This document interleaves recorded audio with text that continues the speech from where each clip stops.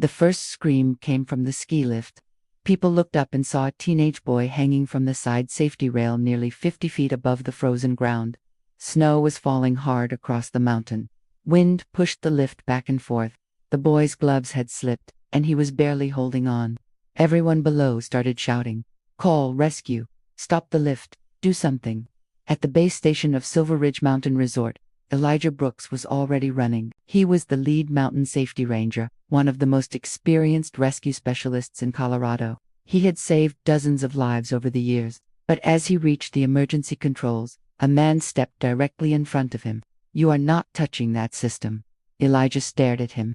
The man wore an expensive ski jacket and a resort executive badge. "Excuse me," the executive pointed toward another ranger across the station. "Let someone qualified handle it." For a second, Elijah thought he had heard wrong. Then he realized exactly what was happening. The executive had never met him before. He did not know Elijah had worked on this mountain for 11 years. He did not know Elijah trained half the rescue staff. He only saw a black man rushing toward the controls during a crisis. The boy screamed again above them. Elijah pushed past him. "Move." The executive grabbed his arm. "I said no." Elijah looked directly into his eyes. "If you waste one more second, that kid could die." Something in his voice finally made the man let go. Elijah hit the emergency sequence. The lift stopped instantly. The swinging became less violent. The crowd below exhaled, but the danger was far from over. The boy was still hanging. The wind was getting stronger, and a blizzard was moving toward the mountain. Elijah grabbed his rescue pack. 2 rangers followed him. They climbed into the emergency access vehicle and raced uphill through deep snow. 20 minutes later, they reached the rescue point. The teenage boy was pale and crying. His hands were almost numb. "I can't hold much longer." "You don't have to," Elijah shouted. "I got you." He attached himself to a safety cable and lowered toward the lift. The wind slammed against him. Ice crystals hit his face. The cable shook violently, but he kept moving. Several minutes later, he reached the boy. "Listen to me. Do not look down. Just listen." The boy nodded. Elijah secured him into a rescue harness. Slowly and carefully, he transferred the boy's weight. Then both of them descended toward the ground. When their boots finally touched snow, the crowd erupted in applause. The boy's parents ran forward crying. The rescue was over. Or at least Elijah thought it was. Back at the resort, things became strange. The executive from earlier was waiting near the operations office. His name was Richard Kane. Instead of thanking Elijah, he looked irritated. "You should have followed chain of command." Elijah laughed in disbelief. A kid was hanging off a ski lift. Richard crossed his arms. "Rules exist for a reason." Elijah walked away before saying something he might regret. But the incident stayed in his head, because he knew that look. He had seen it before. The assumption that he did not belong where he clearly belonged. The assumption that someone else must know better. The assumption that competence looked different than he did. 3 days later, a much bigger problem arrived. A wealthy family reported that a rare diamond necklace had disappeared from their private mountain lodge. The necklace was worth nearly $2 million. Within hours, rumors spread through the resort. Security interviewed staff. Management held emergency meetings. Guests whispered in hallways. Then Elijah noticed something disturbing. Every conversation seemed to circle back toward him. At first it was subtle. Then it became obvious. One guest claimed he saw Elijah near the lodge. Another said Elijah knew the mountain better than anyone. Someone else suggested he could easily hide stolen property in remote areas. By the next morning, Elijah realized what was happening. People were building a story. Not with evidence, with assumptions. The resort owner called him into a meeting. Elijah entered a conference room. Richard Kane was already sitting there. So were 2 security investigators. One investigator cleared his throat. "Mr. Brooks, where were you between 6 and 7:30 on Friday evening?" Elijah immediately understood. "You think I stole the necklace?" Nobody answered. That was answer enough. Elijah leaned back in his chair. "Friday evening I was teaching avalanche response training. 30 people were there." The investigator nodded. "We are simply gathering information." Elijah had heard those words before, many times. The meeting lasted nearly an hour.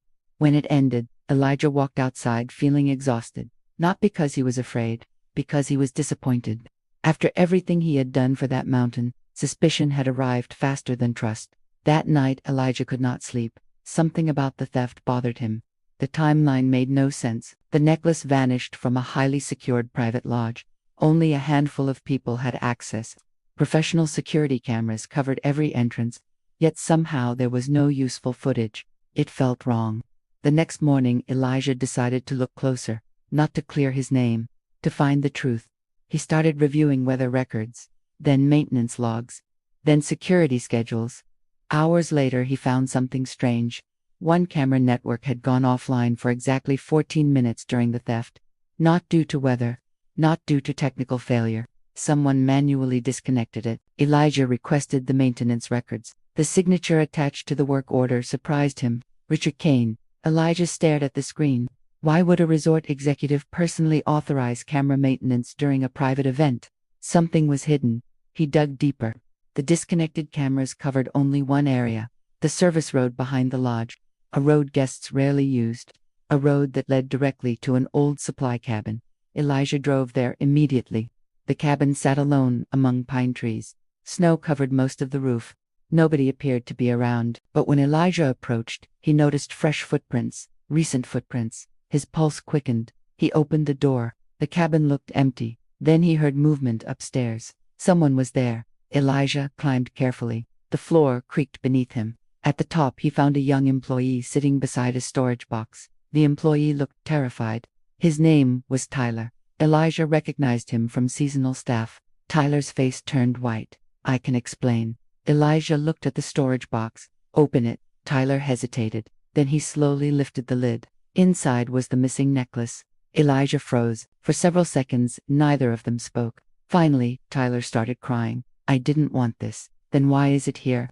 Tyler wiped his eyes. Because Richard told me nobody would ever suspect him. The room suddenly felt colder. Tyler explained everything. Richard Kane had been secretly selling resort assets for months. Money problems had buried him in debt. The necklace theft was supposed to be his final solution. He disconnected the cameras. He stole the necklace. Then he convinced Tyler to hide it temporarily. And when rumors started targeting Elijah, Richard encouraged them, because every accusation aimed at Elijah moved attention away from himself. Tyler handed over messages from his phone, texts, instructions, payments, everything. The evidence was overwhelming. Police arrived less than an hour later. Richard Kane was arrested before sunset. News spread rapidly through the resort. Guests were shocked. Employees were furious. Many remembered how quickly suspicion had fallen on Elijah. The same people who doubted him now avoided eye contact. But the biggest surprise came a week later. The resort owner organized a public gathering in the main lodge. Hundreds attended. Employees filled every seat. Guests stood along the walls. The owner stepped onto the stage. Then he invited Elijah forward. The room applauded. Elijah walked to the microphone. For a moment he considered keeping his speech short. Then he looked around. He saw people who had trusted him, people who had doubted him, people who had remained silent. All of them needed to hear the truth. I appreciate the apology, Elijah began, but this story is bigger than one stolen necklace. The room became quiet. Elijah continued, when that boy was hanging from the ski lift, nobody cared what I looked like. They only cared whether I could save him. But a few days later, when something valuable disappeared, some people forgot everything I had done. Suspicion arrived faster than facts. Nobody moved. Elijah looked toward the back of the room. Bias does not always shout. Sometimes it whispers. Sometimes it quietly decides who deserves trust and who has to earn it over and over again. Several employees lowered their heads. The owner listened carefully. Elijah continued speaking. I love this mountain. I have spent years protecting people here, but I should not have to rescue someone before I am respected. I should not have to prove my character every time something goes wrong. The silence felt heavy. Then, something unexpected happened. The teenage boy from the ski lift stood up.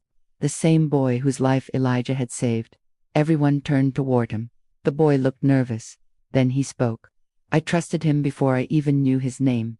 The room stayed silent, because he was the only person running toward danger while everyone else was standing still. A few people began clapping, then more joined. Within seconds, the entire lodge was applauding. Not politely, not out of guilt, because they understood. For the first time, they saw the full picture. Months later, Silver Ridge created a new training program focused on fairness, accountability, and evidence-based decision-making. Elijah helped design it.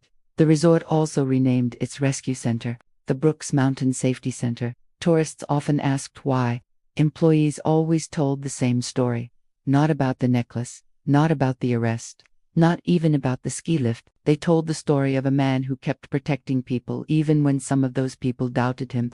One snowy afternoon, Elijah stood outside the rescue center watching skiers move across the mountain.